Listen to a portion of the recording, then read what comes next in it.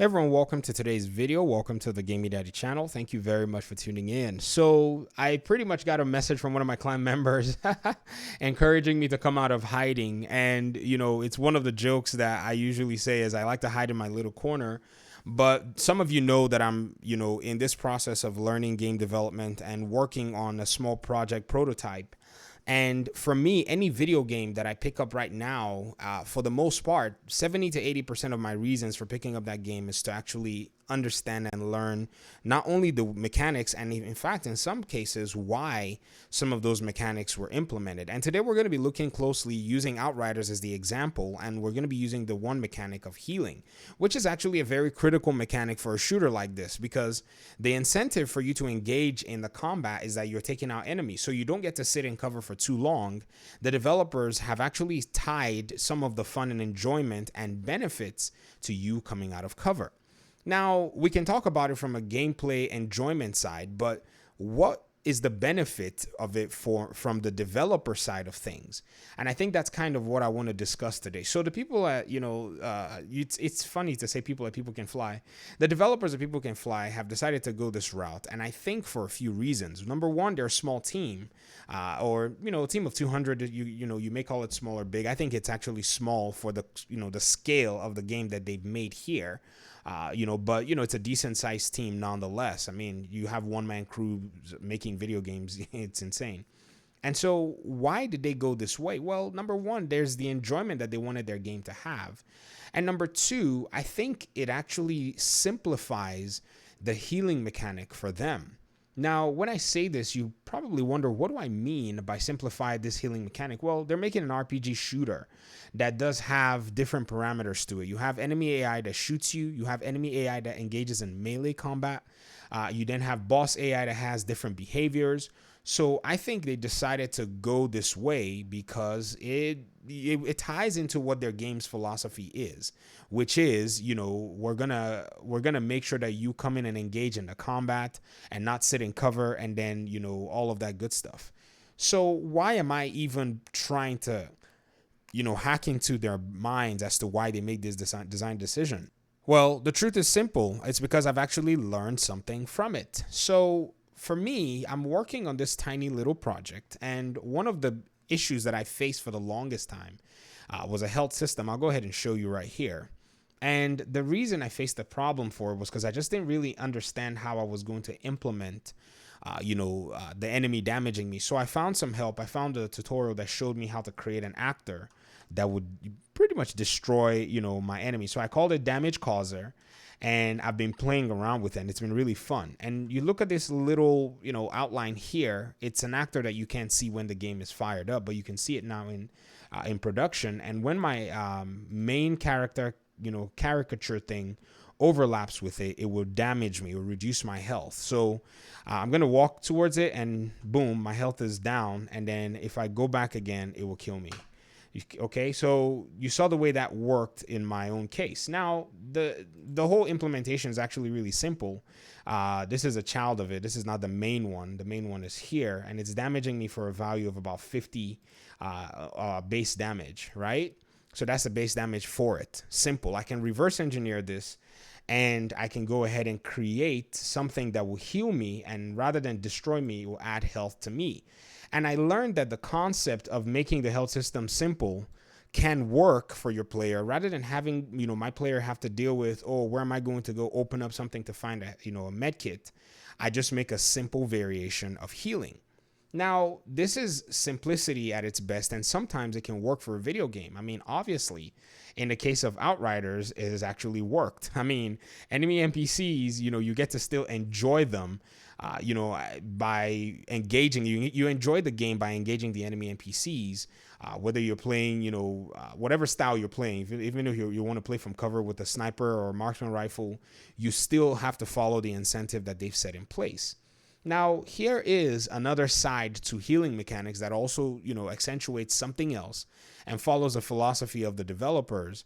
And it is in the Division 2. In the Division 2, they decided that they were going to pretty much do too much. And this is the one thing that somebody said one time that makes me really much more, I would say, respectful of the game development process as a whole. Many times game developers would do things to impress other game developers. I don't think they're necessarily always doing it for the players, and that's interesting in that way. So I'm impressed at the way Outriders has done its healing system by making it very simple and tying it into the core gameplay aspect of their game and even drawing the player into it. In the case of the Division, where the Division has been based on building more complex and complex and complex mechanics, they took the healing system, one aspect of it, and made 6 different variants of it, basically your armor kits. In the Division, depending on when you get to end game, depending on the specialization you run, if you unlock all of the armor kits, you're going to find out that each individual armor kit under its specialization has different parameters or different benefits that influence the totality of your build. So seeing that the Division is a complex network of your gear, your weapons, and your play style and your team dynamics, or whether you're playing PvP or PvE, the developers set up these medkit systems to work in that sense. And even the gunner, armor kits repair 100% armor and grant you 30% bonus armor for 10 seconds. That is a long duration. Look at Firewall. Firewall used to be the most hated for the longest time.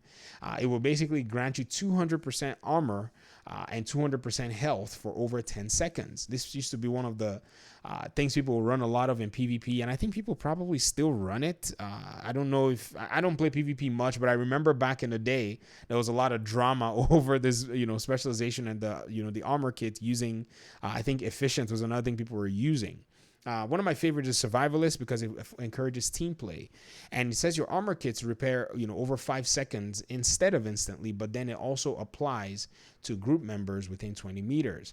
I think Sharpshooter is the one that does that removes status effects. Yes, let me see. Yes, armor kits repair 100%, removes status effects, and increases resistance to bleed, poison, and burn for 20 seconds.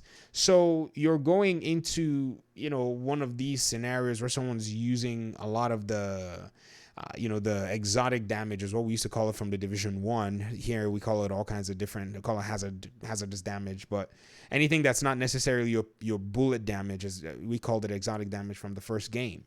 And you see the way that the approach is being taken. All I'm doing, I'm not a professional here. I'm just looking at what they're doing, and I'm just like, well, I'm probably going to try my best to see if I can figure it out and use it. But it's interesting how both games went in very different directions.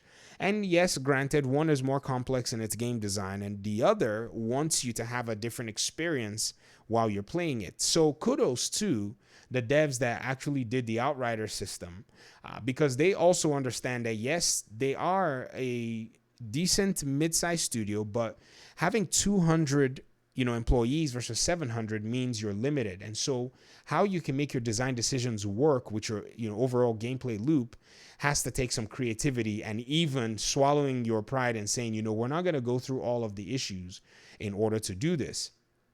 Because again, you're probably wondering, but it's not really that big of a deal, but it kind of is. If you think about it, if you think about all what it takes to set up an armor kit system, yes, it's going to take your coding, yes, it's going to take all of that, but then many times you forget the animation side and the gameplay fidelity side of things. And let me explain to you guys. So if I damage myself here and I use an armor kit, the armor kit requires for me to use an animation, and there are multiple animations. There are animations while in cover and crouched. There are animations while not crouched. So, just to do the armor kit, and there are animations while in cover, but not crouched. You have to set up all of these different systems just so that you can have an armor kit system like this. And so over with Outriders, that's all it's not necessary anymore, yet they could just focus on other aspects of the game. So when you think about it, I'm not saying that one studio did the approach better. What I'm saying is you get to see how one studio used its own strength to be able to, create a much more overarching system, a system that kind of like just engulfed more things and added more dimension to the game, while and the RPG aspects of the game anyways, while the other studio took something and basically scaled it down, and it added more enjoyment to their own gameplay engagement and how they wanted the player to play the game. So this has been really interesting to just kind of observe from outside and see exactly how these studios are approaching these mechanics and all of the above. I think there's a God of War on PS4. Yes, that's another one. Kratos, all he does is just he steps on, if there's a healing that drops when you take out enemies. That's another way you can spawn those. Also, medkits also will drop when you take out enemies as well. After an activity or after an encounter in some rooms, you'll find some medkits to pick up, but you can blow through them. And then there are all kinds of different talents in the Division that also kind of allow for your medkits to be stronger and all of that. But these are game design decisions that somebody had to say, are we going to do this here? Or are we not going to do this here?